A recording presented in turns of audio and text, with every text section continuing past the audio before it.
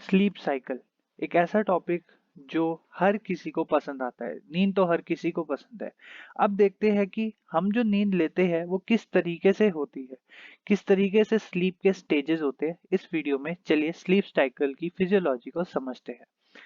Sleep cycle को समझने के लिए हम यूज करते हैं इलेक्ट्रोइंसेफेलोग्राम, एक ऐसा डिवाइस जो आपकी स्लीप साइकिल को और आपकी स्लीप को मॉनिटर करने में मदद करता है। ईईजी या इलेक्ट्रोएन्सेफेलोग्राम में कई सारी वेव्स होती है, जैसे कि delta, theta, alpha, beta, sleep spindles, के कॉम्प्लेक्सेस। अब हमारी जो स्लीप है उनके कई सारे स्टेजेस होते हैं और हर स्टेज में एक वेव देखने को मिलती है। तो देखते हैं कौन सी स्टेज में कौन सी वेव देखने को मिलती है। सबसे पहले अगर हम बात करें, जब हम अवेक कंडीशन में होते हैं, जब हम जगे हुए होते हैं, तो हम दो तरीके से जगे हुए हो सकते हैं।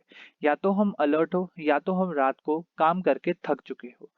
जब हम थके हुए होते हैं तो ईईजी में अल्फा वेव्स देखने को मिलती है, या ब्रेन की जो अल्फा वेव्स है वो आपको देखने को मिलती है। जब हम अलर्ट होते हैं तो बीटा वेव्स देखने को मिलती है।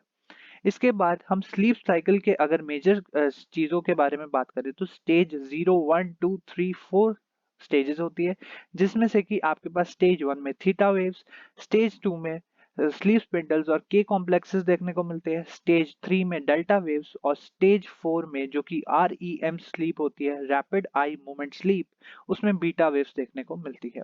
तो चलिए थोड़ा सा इन स्टेजेस के बारे में इन डिटेल स्टडी करते हैं। अगर हम स्टेजेस के बारे में बात करें, उसके पहले मैं आपको बताना चाहूंगा कि ईईजी में आपको एक ग्राफ मिलता है जिसे हम हिप्नोग्राम बोलते हैं।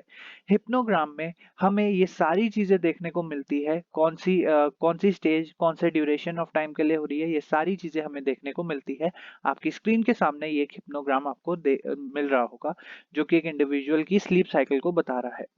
एक सी- जो एक स्लीप साइकिल होती है वो अराउंड 80 से 90 मिनट्स की होती है, और around individual 5 to 6 sleep cycles लेता है अपनी डेली रूटीन में। मीन्स अराउंड अगर हम बात करें 6 to 7 hours of sleep is very important for your body functions. अब यहाँ पे बात करते हैं हम स्टेजेस के बारे में, जो कि स्टेजेस सबसे पहले डिवाइडेड है एनआरईएम, जो कि है नॉन रैपिड आई मूवमेंट्स या no rapid eye movements. Stage 0 जो स्टेज होती है वो वेकिंग स्टेज होती है, और इसमें बीटा वेव्स आपको ज्यादातर देखने को मिलते हैं बिकॉज आप टायर्ड कंडीशन में होते हो। आप अवेक होते हो प्लस टायर्ड। अल्फा वेव्स भी देखने को मिलती है, साथ के साथ बीटा वेव्स दोनों देखने को मिलती है, और पूरी जो स्लीप साइकिल होता है उसका 1 to 2% ये फॉलो आउट करता है। अब फर्दर आगे बढ़ते हैं, एनआरईएम में आपके पास आ जाती है स्टेज नंबर 1, N1। स्टेज 1 में लाइट स्लीप स्टेज होती है, जर्किंग मूवमेंट्स देखने को मिलती है, और पूरी स्लीप साइकिल का 3 to 6% देखने को मिलता है।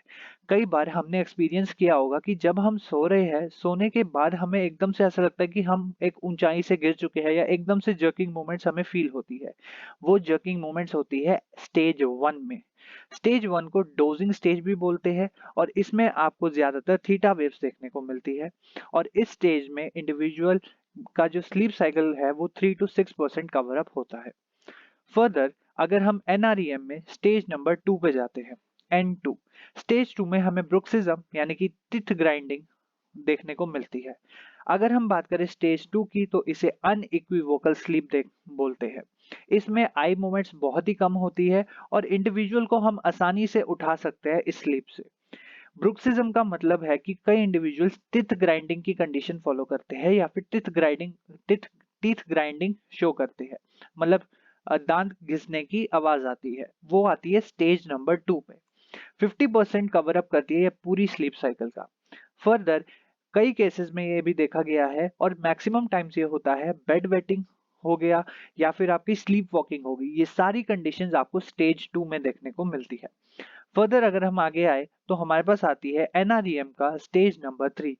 इस स्टेज में डीप स्लीप स्टेज में जाते हैं, जिसको हम डीप स्लीप ट्रांजिशन स्टेज भी बोलते हैं। इसमें आपके पास डेल्टा वेव्स देखने को मिलती है, और पूरी स्लीप साइकिल का अराउंड 10 to 12% यहाँ पे कंपैरिजन होता है। बहुत ही इंपॉर्टेंट फेज रहता है यहाँ पे, और इंडिविजुअल डीप स्लीप में से अगर उठता है तो उसकी बॉडी मूवमेंट या फिर बॉडी उसकी अच्छे से साथ नहीं देती है। डीप स्लीप एक ऐसी स्टेज है जहां पे individual highly highly highly non arousable होता है, मीन्स उसे आप आसानी से उठा नहीं सकते हो, इसे हम डीप स्लीप ट्रांजिशन स्टेट बोलते हैं।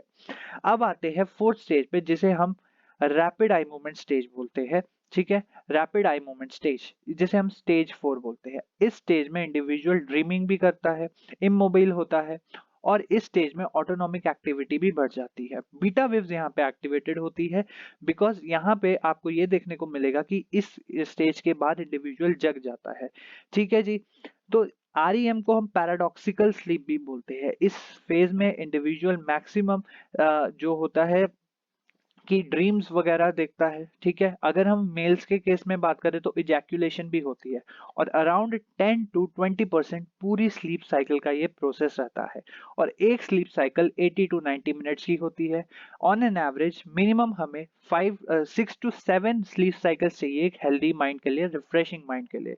सो आई होप आपको स्लीप साइकिल यहाँ पे आसानी से पता लग गई होगी।